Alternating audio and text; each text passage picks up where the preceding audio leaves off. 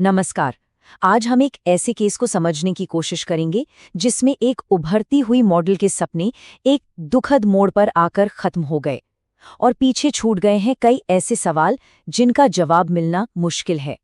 तो इस पूरे मामले के दिल में बस एक ही सवाल है, क्या एक नौजवान मॉडल की मौत महज एक दुखद मेडिकल इमरजेंसी थी या फिर इसके पीछे कोई और ही कहीं ज्यादा गहरी साजिश छुपी हुई है। चलिए इसी सवाल का जवाब ढूंढने की कोशिश करते हैं। तो सबसे पहले ये जानना जरूरी है कि इस कहानी में कौन कौन शामिल है और आखिर हुआ क्या था। ये है खुशबू अहिरवार, सिर्फ 27 साल की, मंडी बमोरा की रहने वाली और भोपाल में अपने मॉडलिंग करियर को बनाने में लगी हुई थी। इंस्टाग्राम पर भी काफी जानी जाती थी, डायमंड गर्ल X3 के नाम से। करीब 12,000 फॉलोअर्स थे उनके। लेकिन कामयाबी की तरफ बढ़ता उनका ये सफर 9 नवंबर 2025 को अचानक रुक गया। उज्जैन से बस से लौटते हुए उन्हें भोपाल के एक अस्पताल ले जाया गया, जहां डॉक्टरों ने उन्हें मृत घोषित कर दिया। अब ये समझने के लिए कि हुआ क्या, हमें थोड़ा पीछे जाना होगा। खुशबू और उनके लिव इन पार्टनर कासिम के रिश्ते की कहानी को समझना होगा, जो काफी उलझी हुई थी। देखिए, ये रिश्ता एक धोखे से शुरू हुआ था। करीब 3 साल पहले खुशबू एक लाउंज में एक लड़के से मिली जिसने अपना नाम बताया राहुल। 1.5 साल से दोनों भोपाल में लिव इन में रह रहे थे। लेकिन कुछ ही समय पहले खुशबू को पता चला कि जिसे वो राहुल समझ रही थी उसका असली नाम कासिम अहमद है। और ये सच तब सामने आया जब कासिम एक क्रिमिनल चार्ज में जेल गया। और फिर 8 नवंबर को कासिम खुशबू को अपने होम टाउन उज्जैन ले गया। अब खुशबू का परिवार इस रिश्ते से बिल्कुल खुश नहीं था, खासकर ये अलग धर्म का मामला होने की वजह से। उसकी बहन तारा ने उसे कई बार चेताया भी था। परिवार का तो ये तक कहना है कि खुशबू ने खुद अपनी बहन को बताया था कि कासिम उसके साथ मारपीट करता है, उसे मेंटली टॉर्चर करता है और उस पर धर्म बदलने का भी दबाव बना रहा था। चलिए अब बात करते हैं उस आखिरी सफर की, खुशबू की जिंदगी के उन आखिरी 48 घंटों की। तो 8 नवंबर को कासिम खुशबू को उज्जैन ले गया अपनी माँ और बहन से मिलवाने। अगली सुबह खुशबू की तबीयत बिगड़ने लगी, उसे लगातार उल्टियां हो रही थी। उसी शाम वो लोग भोपाल के लिए बस में बैठे, लेकिन रास्ते में उसकी हालत और खराब होती गई और भोपाल पहुंचने से ठीक पहले कासिम ने बस रुकवाई और बेहोश खुशबू को एक प्राइवेट अस्पताल ले गया। लेकिन यहाँ एक बहुत बड़ा ट्विस्ट है।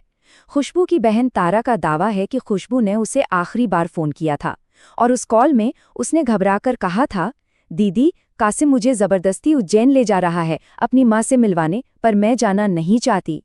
ये कॉल पूरी कहानी पर एक सवालिया निशान लगा देता है। तो खुशबू की मौत के बाद 2 बिल्कुल अलग अलग कहानियां सामने आईं। एक तरफ परिवार था और दूसरी तरफ उसका बॉयफ्रेंड कासिम, और यहीं से शुरू हुआ असली टकराव। देखिए, परिवार का सीधा सीधा आरोप था कि ये एक मर्डर है जिसे एक ट्रिप का बहाना बनाकर अंजाम दिया गया। उनका कहना था कि खुशबू को बुरी तरह पीटा गया, उसके कंधे, चेहरे और प्राइवेट पार्ट्स पर चोटें थी और वो धर्म बदलने के लिए दबाव बना रहा था। वहीं कासिम की कहानी बिल्कुल अलग थी। उसने कहा कि ये एक प्लान ट्रिप थी, वो उसे अपने परिवार से मिलवाना चाहता था। उसे कोई मारा पीटा नहीं गया, बल्कि अचानक उसकी तबीयत खराब हो गई और शादी तो दोनों परिवार की रजामंदी से करना चाहते थे। अब जब 2 कहानियां इतनी अलग हों, तो सच का पता लगाने के लिए इन्वेस्टिगेटर्स ने रुख किया मेडिकल एविडेंस का, यानी कि ऑटोप्सी रिपोर्ट का। तो सवाल यही था कि परिवार जो कह रहा है कि खुशबू को पीट-पीट कर मारा गया, क्या फोरेंसिक रिपोर्ट इस बात की पुष्टि करेगी? और ऑटोप्सी रिपोर्ट से एक चौंकाने वाली बात सामने आई। मौत की वजह थी एक्टोपिक प्रेगनेंसी। अब ये क्या होता है? ये एक ऐसी प्रेगनेंसी होती है जिसमें भ्रूण यूट्रस यानी गर्भाशय के बाहर, आमतौर पर फैलोपियन ट्यूब में विकसित होने लगता है। और अगर वो ट्यूब फट जाए तो शरीर के अंदर बहुत ज्यादा ब्लीडिंग हो सकती है, जो जानलेवा होती है। और पोस्टमार्टम रिपोर्ट ने यही बताया। खुशबू की मौत की वजह दाईं फैलोपियन ट्यूब के फटने से हुई जबरदस्त इंटरनल ब्लीडिंग थी। ये एक्टोपिक प्रेगनेंसी का ही नतीजा था। इतना ही नहीं, रिपोर्ट में ये भी साफ लिखा था कि शरीर पर बाहर से कोई भी ताज़ा चोट के निशान नहीं थे। मतलब ये बात परिवार के आरोपों से बिल्कुल मेल नहीं खाती थी। लेकिन सोचिए, ऑटोप्सी रिपोर्ट के बावजूद ये केस बंद नहीं हुआ, बल्कि यहाँ से कुछ नए सवाल खड़े हो गए। परिवार की शिकायत के आधार पर पुलिस ने कासिम के खिलाफ केस दर्ज कर लिया। उस पर अपनी पहचान छिपाने, धर्म बदलने के लिए दबाव डालने और मारपीट करने के आरोप लगे। दूसरी तरफ सकल हिंदू समाज ने लव जिहाद का आरोप लगाते हुए विरोध प्रदर्शन भी शुरू कर दिए और एक हाई लेवल जांच की मांग की। और जब पुलिस ने खुशबू के फ्लैट की तलाशी ली तो कुछ और भी अजीब चीजें मिली। उसके बैग में एक हिजाब मिला, एक आधार कार्ड मिला जिस पर बुर्के में उसकी फोटो थी, और फ्लैट के दरवाजे का ताला भी टूटा हुआ था। और यहीं आकर ये पूरा मामला एक पहेली बन जाता है।